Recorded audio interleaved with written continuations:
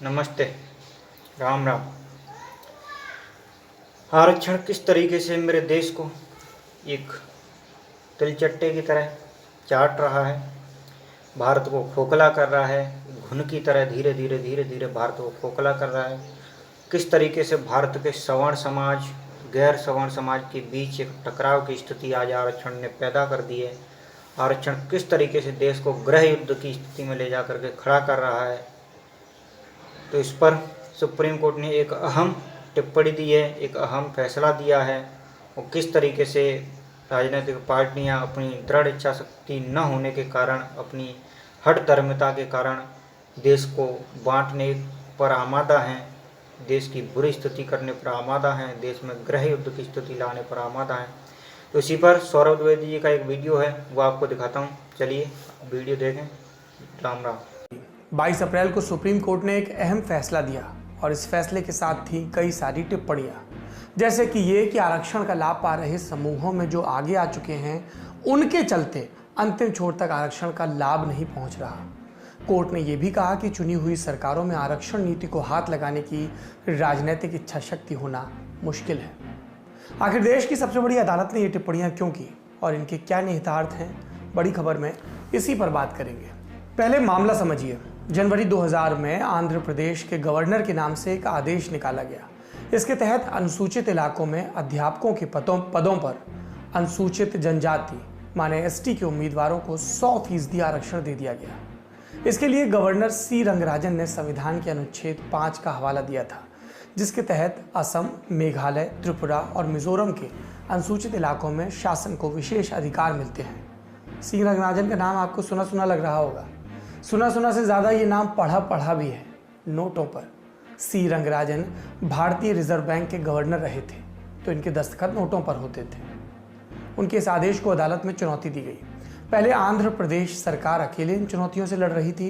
2014 में तेलंगाना राज्य बना तो तेलंगाना राज्य के सरकार के वकील भी इस आदेश के पक्ष में लड़ने लगे।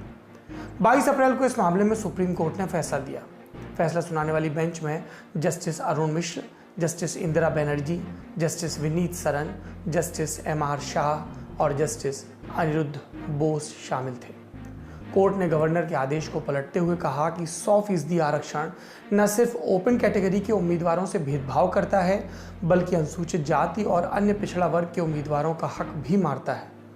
कोर्ट ने कहा कि आंध्र प्रदेश सरकार का आदेश संविधान के अनुच्छेद 14 जो कानून के समक्ष समानता की बात करता है, अनुच्छेद 15 नागरिकों में भेदभाव पर रोक की बात करता है और अनुच्छेद 16 समान अवसर की बात करता है, इन तीनों का उल्लंघन है। कोर्ट ने कहा कि राज्य सरकार 100% आरक्षण का कोई आधार नहीं पेश कर पाई। कोर्ट ने कहा कि संविधान का अनुच्छेद 5 गवर्नर को यह ताकत तो देता है कि वो ऐसा आदेश जारी करे जिससे केंद्र या राज्य का कोई कानून किसी इलाके में लागू ना हो, लेकिन इसके तहत किसी नियम को बदलने का आदेश जारी नहीं किया जा सकता।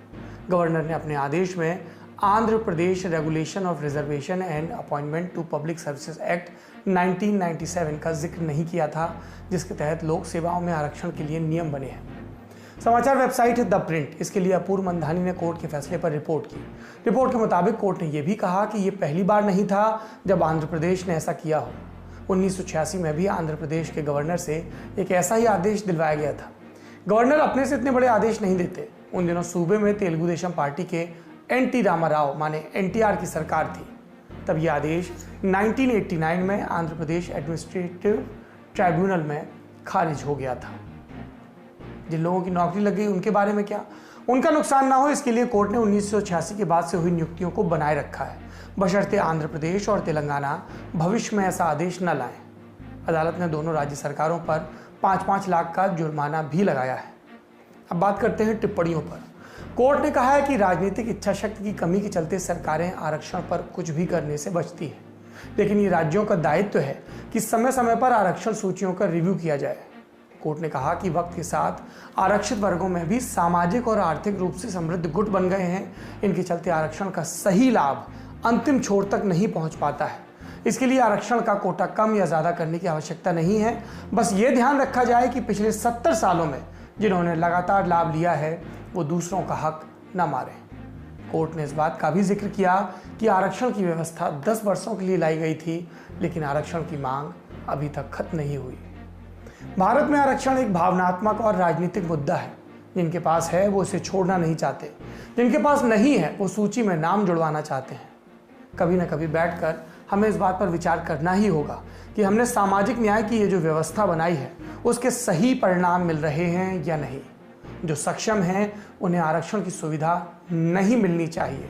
आरक्षण की सुविधा उन्हें मिलनी चाहिए जो इसके असली हकदार हैं। ज़रूरत यही है कि लाभ ज़रूरतमंद को मिले, तभी संविधान की भावना का सम्मान हो पाएगा।